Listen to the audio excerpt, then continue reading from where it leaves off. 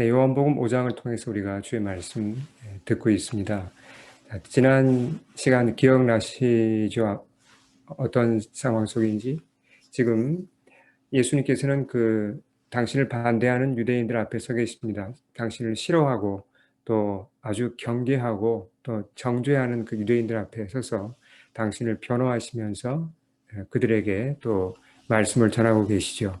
당신이 누구신지를 지금 그들에게 알리고 계십니다. 어, 이 오늘 본문도 오늘 읽은 본문도 분명히 나타내듯이 예수님의 전하는 이 설교의 주제가 무엇입니까? 나사렛 예수, 나는 바로 메시아라는 사실입니다. 예수님이 메시아라는 이 사실은 증거가 차고 넘치죠, 사실. 정말 많은 증거가 있고 증인이 있습니다. 근데 이 앞에 선 사람들이 지금 주로 유대교 지도자들이죠. 포함한 그 유대인들이 믿지 않아요. 예수님이 아무리 증거를 또 증인을 가지고 그들을 설득해도 나사렛 예수가 메시아라는 사실을 그들이 받아들이기를 거부합니다. 믿지 않습니다. 자, 그 이유가 뭔지, 왜 이 사람들이 이렇게 이 분명한 사실을 거부하는가, 왜 믿지 않는가, 이유를 예수님이 설명하세요. 자, 그 이유가 굉장히 중요합니다. 38절 우리 한번 같이 보겠습니다. 주님이 뭐라고 그러십니까? 자, 그 말씀이 하나님의 말씀이죠. 하나님의 말씀이 너희 속에 거하지 아니하니 이는 그가 보내신 이는 바로 하나님의 아들 예수님이시죠. 그들이 믿지 아니하기 때문이라고 그랬습니다. 하나님의 말씀이 그들 속에 거한다는 것은 머무른다는 것이고 함께 산다는 것이고 그곳에 계시는 거죠. 그 안에 그들 속에 있지 않다는 겁니다. 자, 하나님의 말씀 우리가 다른 식으로 표현하면 우리가 이걸 음식으로 표현할 수 있죠. 양식이라고 표현을 보통 합니다. 우리 영혼의 양식이죠. 음식을 먹으면 어떻게 됩니까?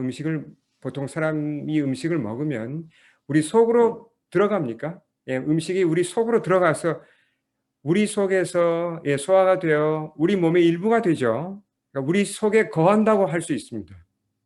그렇죠?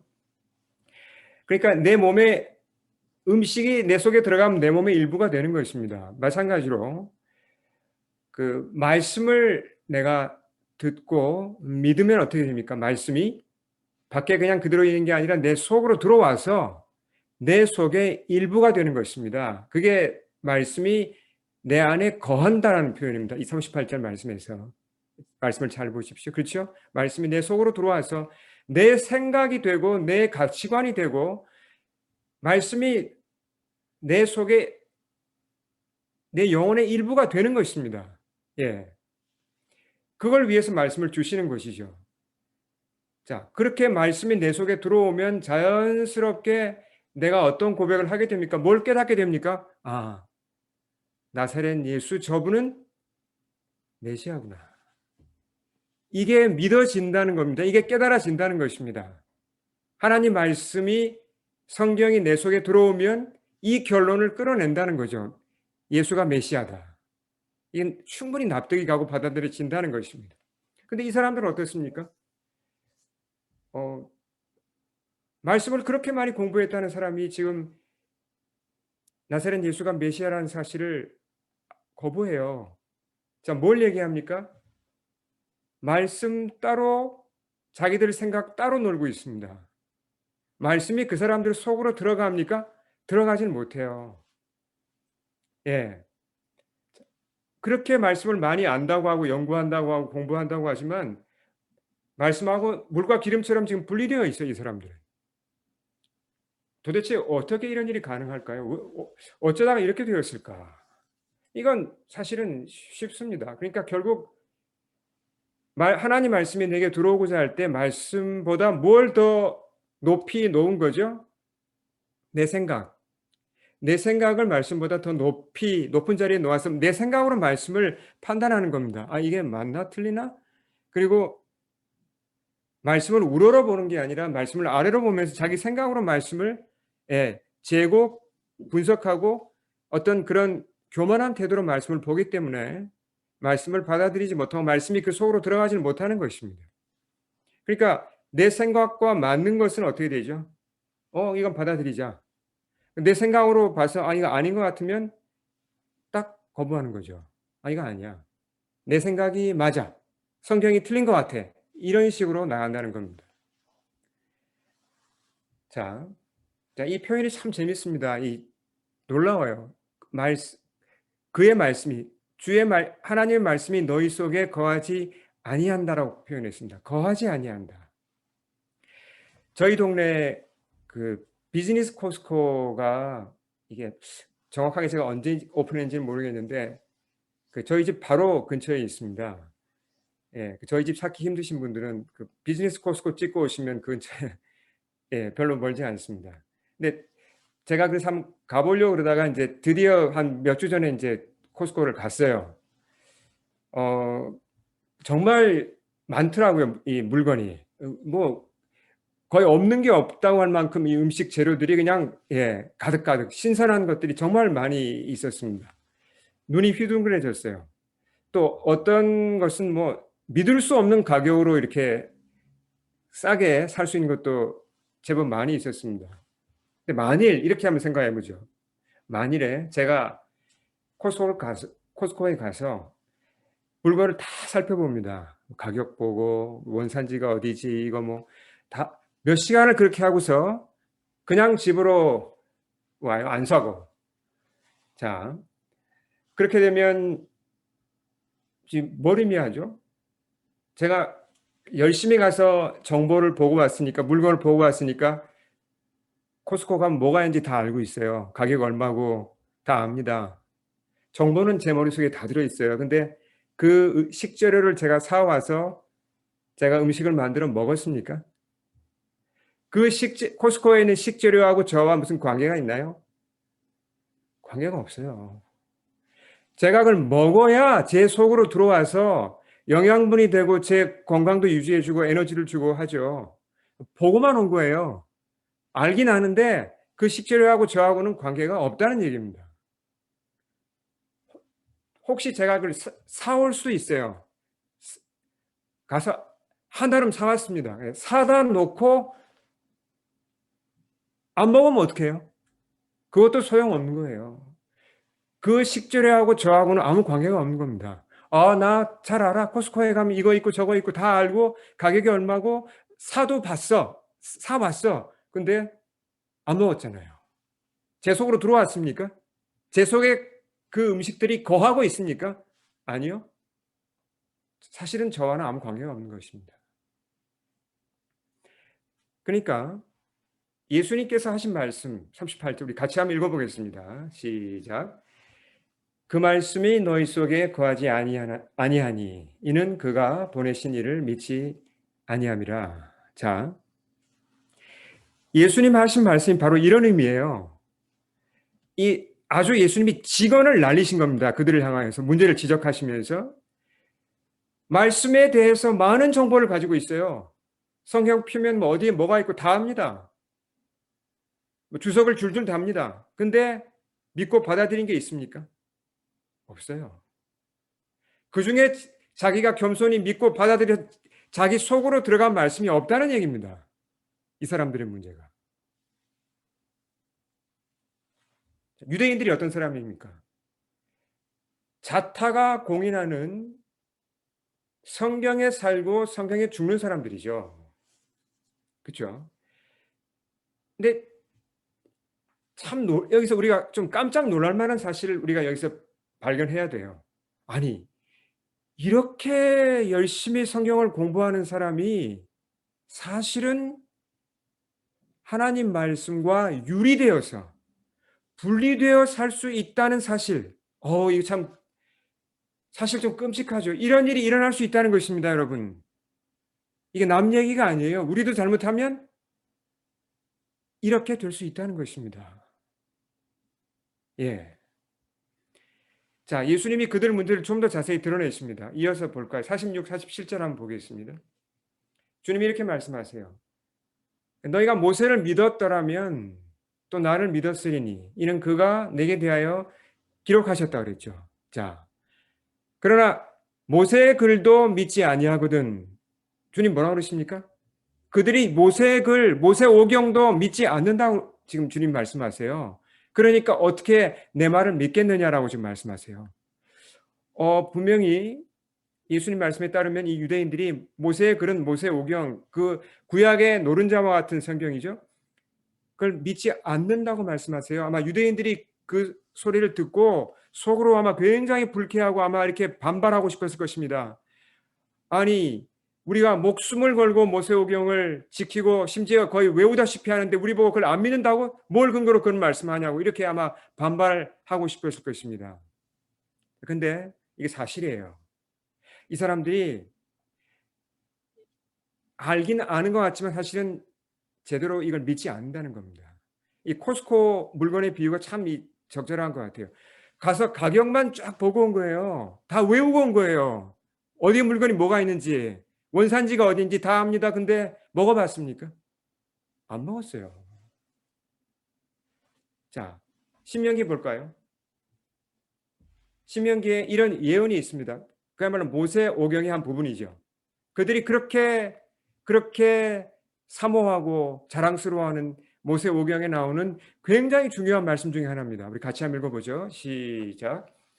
내 하나님 여호와께서 너희 가운데 내 형제 중에서 너를 위하여 나와 같은 선지자 하나를 일으키시리니 너희는 그의 말을 들을지니라. 네. 자, 이게 무슨 말씀이죠? 장차 오실 메시아에 대한 예언입니다. 약속입니다. 자, 이 예언이 이루어졌습니까? 네. 메시아가 오셨습니다. 지금 그들 앞에 서 계십니다.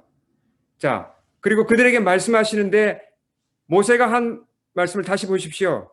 메시아가 오시면 어떻게 하라 그랬죠? 너희는 그의 말을 들을지니라. 듣고 있습니까? 그 사람들이 지금? 아니요. 듣지 않고 있습니다. 안 믿으니까요. 그러니까 우리가 성경을 공부하고 성경을 뭐 또 암송하고 연구하는 것은 너무너무 중요합니다. 이건 우리가 정말 최대한 많은 시간과 노력을 들여 해야 되는 것이죠. 그렇지만 잘못하면 이 사람들처럼 되면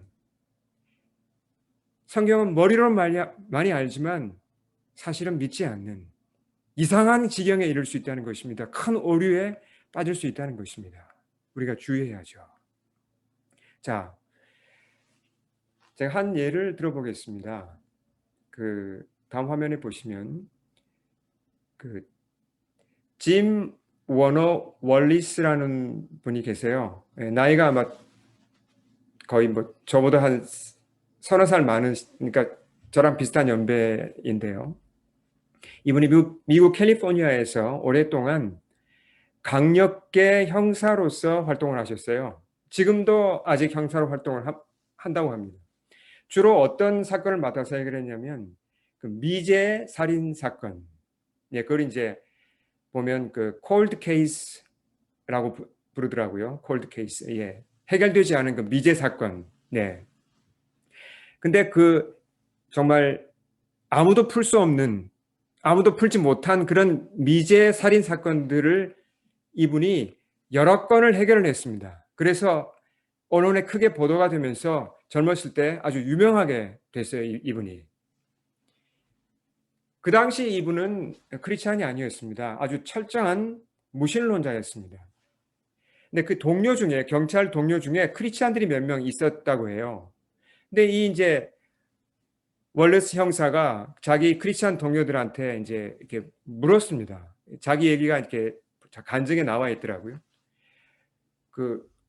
당신들이 성경을 믿는데 증거가 뭐냐고. 성경책이 하나님의 말씀이라는 증거가 있냐? 나한테 증거를 좀 알려달라. 이제 좀 알고 싶은 마음도 있었어요. 그렇게 증거를 좀 제시해 달라고 얘기를 했습니다. 형사가 수사를 어떻게 합니까? 형사가 증거 없이 수사할 수 있습니까? 증거가 있어야 범인을 잡죠. 그렇지 않습니까? 그러니까 그 형사에게는 너무나게 당연했던 얘기입니다. 근데 동료 형사들한테 동료 형사면서 크리스찬한테 성경이 하나님의 말씀이라는 증거를 좀 보여달라 그러니까 별로 답을 못해요. 이 사람이 실망을 했어요. 그래가지고 그냥 더 무시한 겁니다. 기독교 별거 아니구나. 무시한 겁니다. 그렇게 지내다가 직업적인 호기심이 발동했다고 했어요.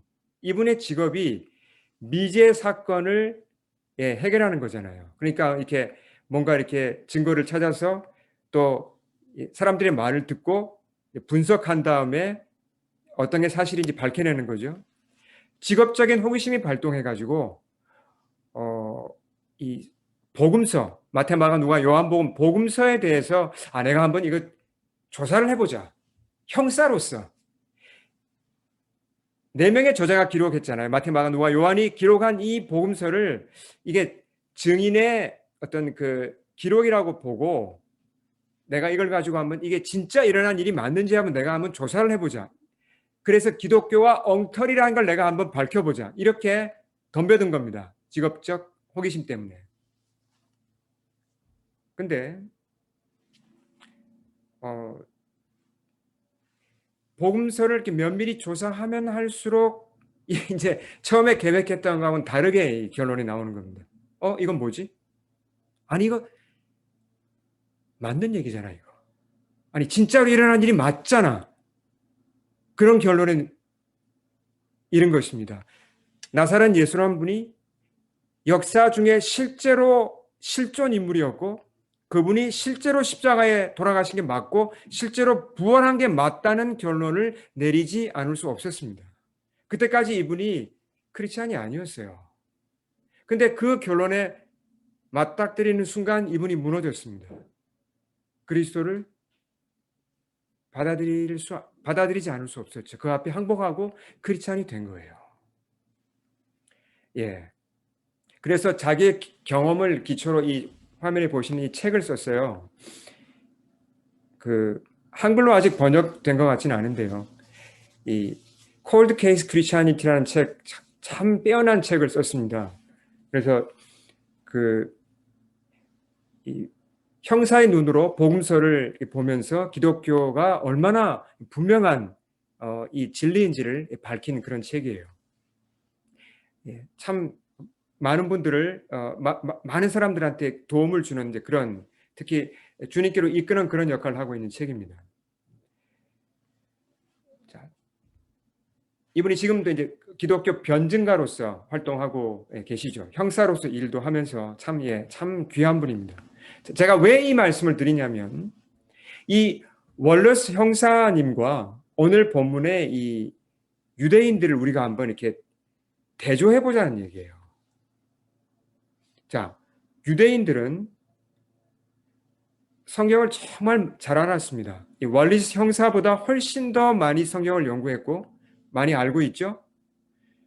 그렇게 방대한 지식을 가지고 있는데 자, 그들 속에 말씀이 거했습니까? 거하지 않았어요. 그러니까 머릿속으로는 많이 말씀을 집어넣었는데 그게 가슴까지 내려온 건 하나도 없습니다. 그들 속에 말씀은 하나도 남아있지 않아요. 들어가질 못했습니다. 왜요? 기억나시죠? 왜 그랬는지. 내 생각에 안 맞으면 다 쳐낸 겁니다. 말씀이 내 속으로 들어갈 수가 없는 거죠. 자, 반면에 왈리스 형사님은 어떻게 했죠? 처음엔 부정적인 목적을 가지고 성경을 보았습니다. 근데 결국 어떻게 됐죠? 성경 전체가 하나님의 말씀임을 깨닫고 성경을 통으로 다 받아들였어요. 예. 그러니까 하나님의 말씀이 그분의 머리로만 들어간 게 아니라 머리를 거쳐서 어디까지 갔습니까? 가슴으로 들어가서 그 사람 속으로 들어간 것입니다. 왜 이런 차이가 발생했죠? 왜 이렇게 유대인과 왈리스 형사를 비교해 보면 왜 이런 차이가 발생했습니까? 우리 다시 한번 정리를 해볼 필요가 있어요. 다시 말씀을 보겠습니다. 우리 38절. 자, 오늘의 요절입니다. 다시 한번 읽겠습니다. 시작. 그 말씀이 너희 속에 거하지 아니하니 이는 그가 보내신 이를 믿지 아니함이라. 자, 성경 전체가 기록된 목적을 한마디로 얘기하면 뭐죠? 성경 신구약이 기록된 목적을 한마디로 요약하면 무엇입니까? 네. 자, 누가 오셨다는 겁니까? 하나님이 나사렛 예수를 메시아를 보내셨다. 왜요? 사람들을 구원하기 위해서. 이거죠. 굉장히 간단합니다. 그러니까 성경을 읽는 목적은 뭐가 되어야 됩니까? 이 목적이 빠지면 됩니까? 성경을 읽는 목적은 딱 이 한 가지입니다. 사실은 물론 다른 부수적인 목적도 있지만 메인 가장 중요한 이 목적을 놓치면 사실은 아무 소용이 없습니다. 뭘 알기 위해서요? 나사렛 예수가 오셨다. 하나님의 아들이시다. 왜 오셨는가? 우리를 죄에서 구원하기 위해. 나를 구원하기 위해 오셨다. 이걸 깨닫는 겁니다. 이걸 못 깨달으면 성경을 읽는 게 연구하는 게 아무 소용이 없죠.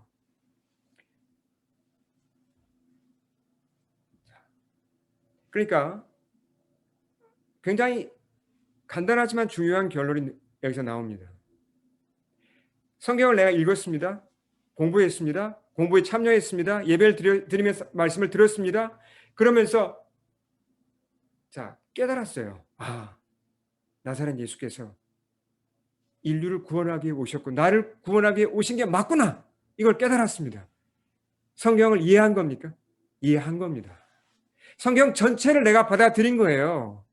근데 내가 성경을 읽고 공부했는데 다른 건 뭐 좀 알겠는데 이 사실이 받아들여지지가 않아요. 예수가 왜 구원자지? 그 사람이 나를 구원한 게 안 믿어져? 이러면 뭐죠? 성경을 아직 깨닫지 못한 거예요.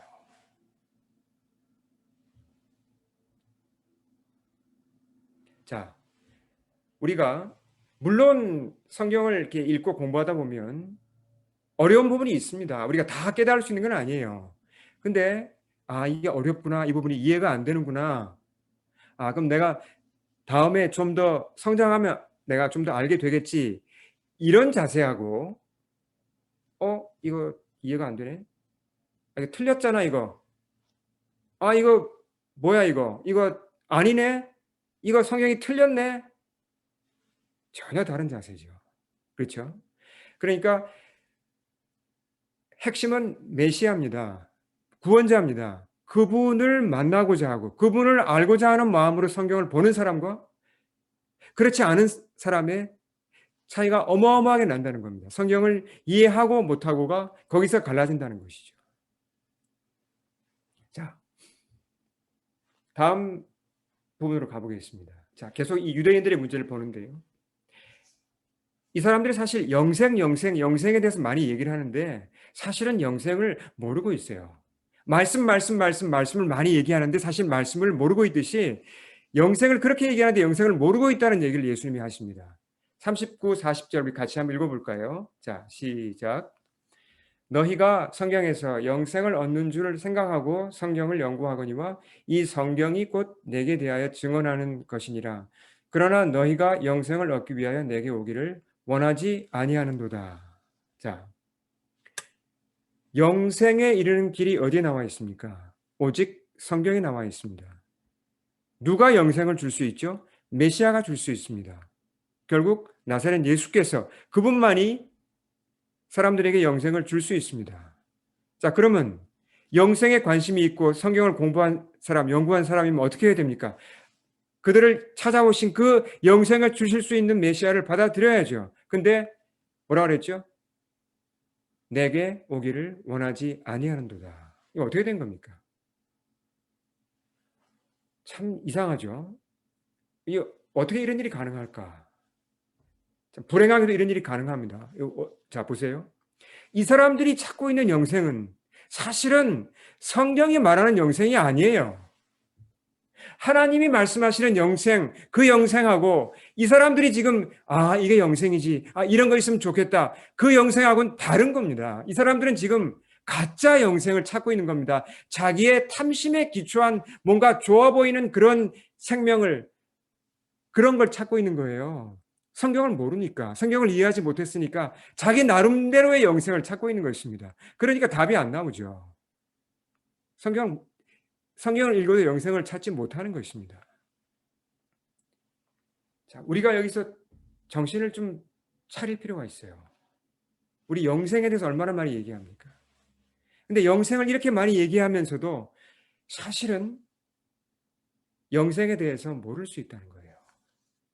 우리가 교회 밖에 있는 분들보다 영생에 대해서 이렇게 많이 얘기하고 뭐 나누고 해도 잘못하면 엉뚱한 영생, 가짜 영생 찾다가 이거 다른 길로 빠질 수 있다는 겁니다. 정신 바짝 차려야 된다는 얘기죠. 자, 여기서 우리가 한 가지 단어를 점검하고 넘어가겠습니다. 그러니까 이 유대인들의 문제는 다음 화면 볼까요? 결국은 말씀보다 무엇을 높게 놓은 거죠? 자기 생각을 높이 놓은 거죠. 이 사람들의 태도를 한마디로 말하면 자기 위주의 사고방식이에요. 성경 중심의 사고방식이 아닙니다. 메시아 중심의 사고방식이 아니에요. 자기 위주의 사고방식. 오늘날 사람들은 참 좋아해요, 이거. 근데 하나님께는 안 통하는 겁니다. 이렇게 나가면 이건 망하는 거죠, 사실. 겉으로 볼 때 이 유대인들은 신앙생활 잘해요, 겉으로는. 얼마나 경건합니까? 얼마나 열심히 예배 잘 드리고 구제하고 헌금하고 잘합니까? 근데 이 사람들이 마음 깊은 곳에서 진짜 추구하는 게 있어요. 정말 그들이 마음 깊은 곳에 솔직하게 너 당신 뭘 추구하냐고. 하나님 정말 만나고 싶냐고. 당신 정말 영생을 얻고 싶냐고. 정말 그렇게 마음 깊은 곳에서 질문했을 때 솔직하게 나 이거 원해. 전 이걸 추구합니다라고 말하는 게 있습니다. 예수님 이걸 밝히세요. 자, 다음 볼까요?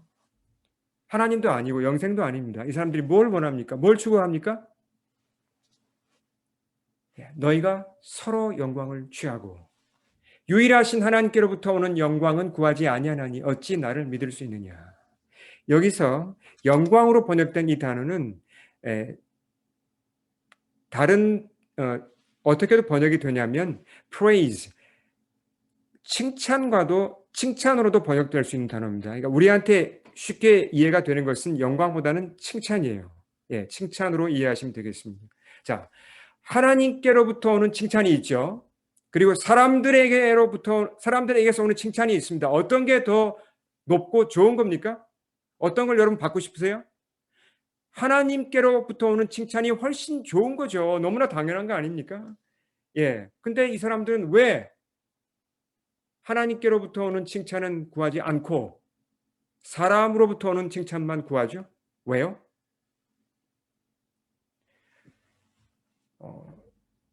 속으로 그렇게 생각하는 거예요. 겉으로 아무리 하나님 그래봤자 소용없어. 사실 사람들 사이에서 칭찬받는 그게 최고야. 이런 소원이 있기 때문이에요. 이 사람들 속에. 그 사람들의 가치관입니다, 이게. 종교는 적당히 하고 어느 정도까지 하고 사실 좋은 건 사람들의 칭찬이야. 사회에서 인정받아야 돼. 뭔가 이런 소원이 그들 마음속에 깊이 자리하고 있다는 것입니다. 여기서 이 사람들과 하나님과의 관계가 드러나죠. 자, 이 사람들이 하나님의 칭찬이 뭔지 알기는 아는 걸까요? 모르는 거죠.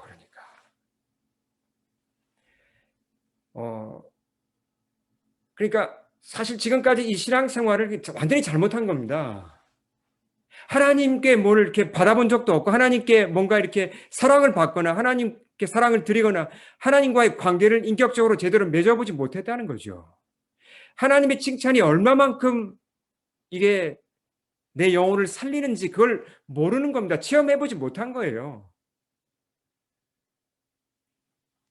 그러니까 사람의 칭찬이 최고죠, 사실. 이 사회에서 인정받고 사람들한테 높임받고 대우받고 그게 얼마나 좋습니까? 하나님이 없다면 그게 최고죠, 사실 세상에서는. 그런 가치관을 가지고 있으니까 예수님이 별로 안 좋게 보여요. 예수님이 사람 사이에서 칭찬 찾으십니까? 사람들 인기를 연연해 하십니까? 아니요. 사람들 별로 안 좋아하는 것만 주로 많이 하세요, 예수님은. 뭐 고난당하시고, 죽는다고 하시고, 뭐 섬기라고 하시고. 그러니까, 저분이 뭐 메시아야? 왜 저래? 난 저런 메시아 따르기 싫어. 이렇게 된 거죠. 메시아 그러면 이 사람들한테는 어떤 메시아가 자기들의 이상적인 메시아입니까? 강력하고 뭔가 이렇게 멋있고 인기 있고 세상을 막 휘어잡고 이런 메시아를 생각하는 겁니다. 그러니까 나사렛 예수가 메시아라 그러면은 이게 뭔가 이렇게 매치가 안 되는 거예요. 저 메시아 아니야. 이렇게 거부하는 것이죠. 자, 우리도 이런 유혹에 빠질 수 있을까요? 네. 우리도 지금 우리가 다른 사람들 얘기하려고 여기 지금 모인 게 아니죠. 사실은 우리 얘기하려고 모인 겁니다. 유대인들 문제가 바로 우리 문제예요. 우리도 잘못하면 이 사람들하고 똑같이 될 수 있어요. 사람의 칭찬, 거기 유혹에 끌려가서 하나님의 칭찬을 그냥 흘려보내고 사람의 칭찬에 집착할 수 있다는 얘기입니다. 교회에 모여서 겉으로 볼 때는 하나님 찾죠. 하나님께 예배드리고 하나님의 영광 위해서 우리가 헌신합니다. 근데 마음 깊은 곳에 실제로 뭘 추구하느냐는 거예요. 이게 잘못되면요. 우리가 하나님의 칭찬은 그냥 이론으로 끝나버리고 그 좋은 거기는 알겠는데 하나님의 칭찬 좋은 건 아는데 뭐 실제로 그게 잘 되나 뭐 그냥 그건 다음에 미루고 당장 좋은 것부터 내가 찾아야지. 사람의 말 한마디에 일비하죠. 어떻게 하면 좀 더 인정을 받을까? 어떻게 하면 내가 좀 더 이렇게 좀 돋보일까? 사람 사이에서. 이렇게 잘못하면 교회 안에서까지 이렇게 될 수 있다는 것입니다. 우리가 잘못하면요. 그러면 본질을 완전히 놓친 거죠. 우리가 주님 안에서 서로 격려하고 서로 칭찬하고 서로 세워주는 것은 굉장히 중요합니다. 근데 다릅니다, 이건. 서로 격려하는 거랑 내가 봉사하고 헌신할 때 사람의 칭찬을 목적으로 하는 건 다른 얘기죠. 이건 완전히 다른 얘기입니다.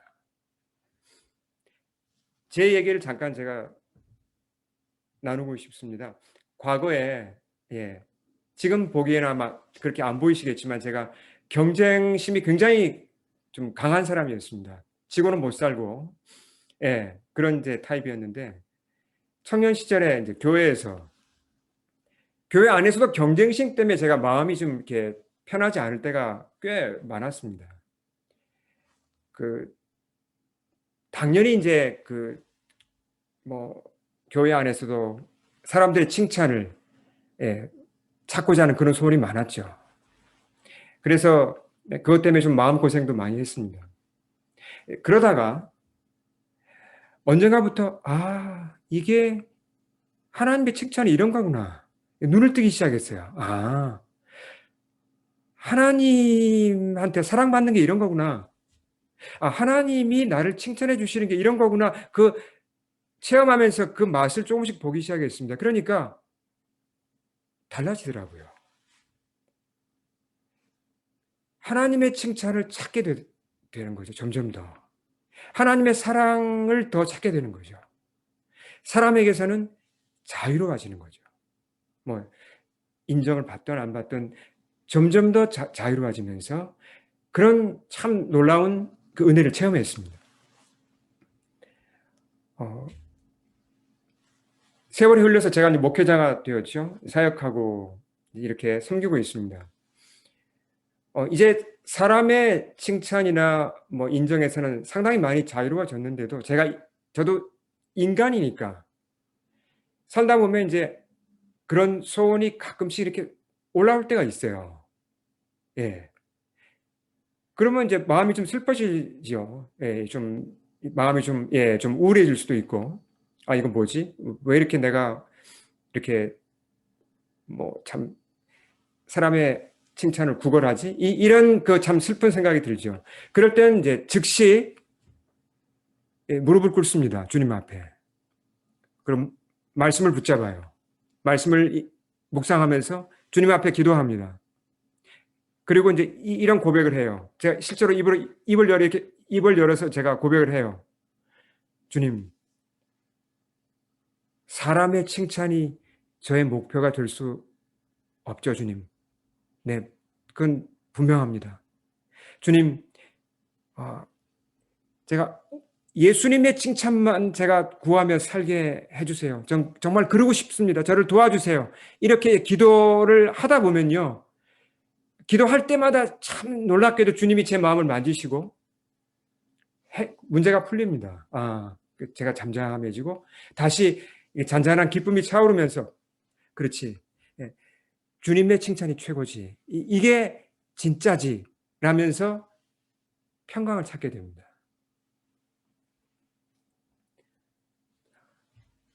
전체 결론을 우리가 한번 보겠습니다.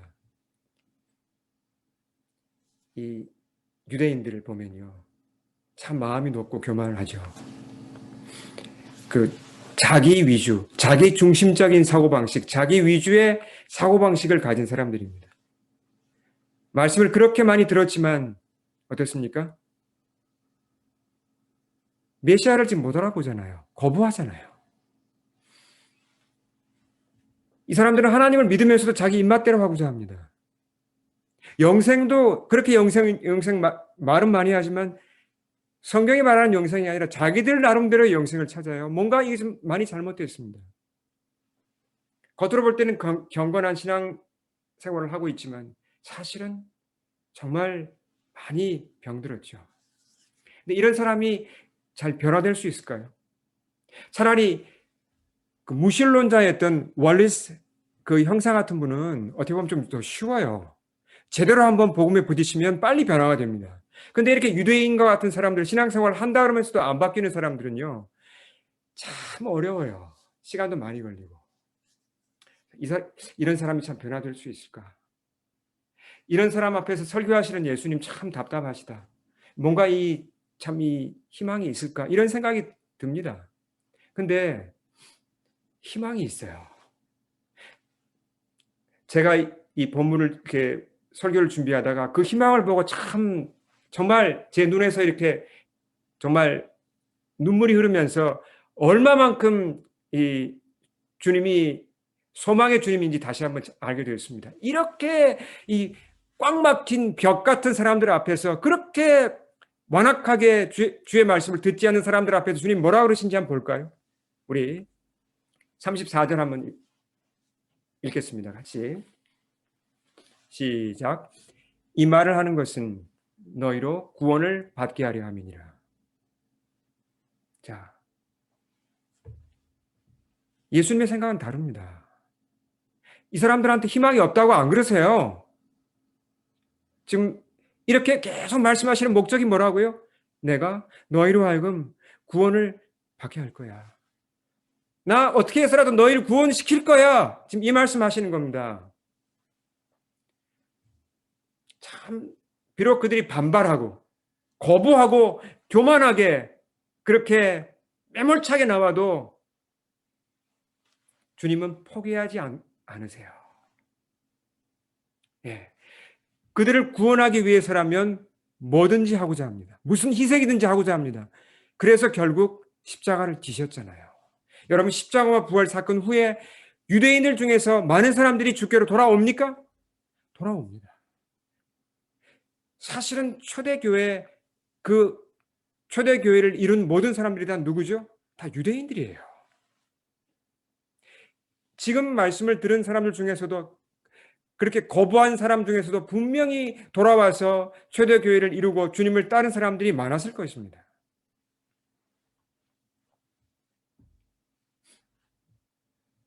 자, 사람을 보면 희망이 없습니다. 답답해요. 이게 될까? 언제까지 기다려야 되지? 우리 자신을 보면서도 어떤 때는 희망이 잘 안 보입니다. 그러나 누구를 보면 희망이 보입니까? 예수님 보면 희망이 분명히 보입니다. 주님이 분명한 계획을 가지고 구원하고자 하시기 때문이에요. 우리 이 시간 기도하면서 우리 자신을 돌아보겠습니다. 주님 앞에 머리 숙이겠습니다. 선포된 말씀 앞에 우리 머리 숙이겠습니다.